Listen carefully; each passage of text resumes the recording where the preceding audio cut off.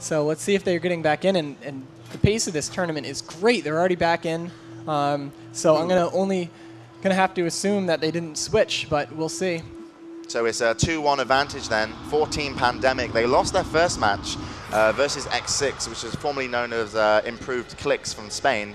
And really, they need to win this and keep winning if they're going to go for gold. And that's what they want. Well, I know every team wants gold, but Pandemic, as we spoke over beers yesterday, seem to want it a lot more. Stop hiding me. They really want to prove that these players are star players this year and not just last year. So. Yeah, you guys are old news, Team Pandemic, buddy. It's all about the Doom Squad. Even though we're not here, we're still winning at home. We'll be here soon. So, yeah, it's we'll see. It's on Blade's Edge again, which means Cal he's been playing excellent this round. So we'll have to see if his excellent positioning the same. Now let's see if Sanchez playing a bit different than the first match on Blade's Edge, where he played really defensively at the start and waited to get the opener on Cal. But Sanchez looking around. They're both human rogues. Double sap. Double sap. So.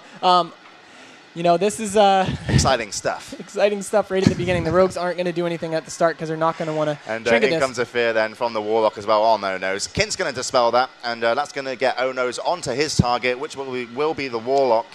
And Sanchez then getting controlled by Cal as he stands behind. Oh, there comes a blind on Cal. And actually, Cal Death trinkets Coil that as well. On Oh-No's too. Now, one of the bad things on Blade's Edge is that random fears, random Death Coils can bring you in bad positioning, which is what just happened here. Kint actually taking a lot of damage by that far ramp, as you can see on the right-hand side of your screen right now. He's got Cal pretty close to him, so that's not going to mean much. As Oh-No's then keeps onto his target, the Warlock. Exposed armor is up. Almost gets like kind of stopped on the grills there of the ground. Never seen that happen. Now, if you guys want to follow the pet from home, it's going to be all the way on the bottom right-hand corner of your screen. To the right of unit frames is going to be their target, and then the bottom right is their pet. It sometimes doesn't update correctly what they're targeting, but you can get an idea of how Zoja's doing by the health of his pet. I mean, I'm really enjoying the positioning from Cal and Kint, both being able to help Oh-No's from like kind of a decent distance, and it's like they kind of almost make a.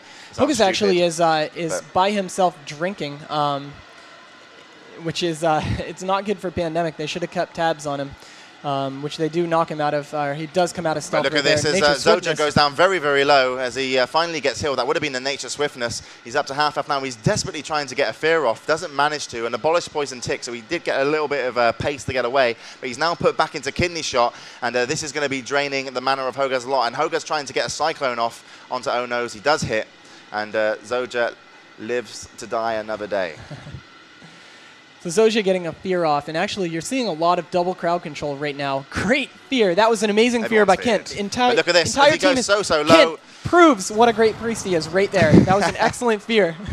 And Zoja goes down because everyone was feared in that game. That was amazing. Amazing. You saw how fast the switch was right there on the momentum of the game. I mean, you saw they were sitting fine health. Zoja wasn't in the red or anything during that fear, but Kint was looking around. That fear is point blank area effect, so it's going to affect up to 5 targets around you. So if a priest can catch everyone there, it doesn't matter if they're setting up for a kill or not. At that point, it can force a kill. Yeah, yep.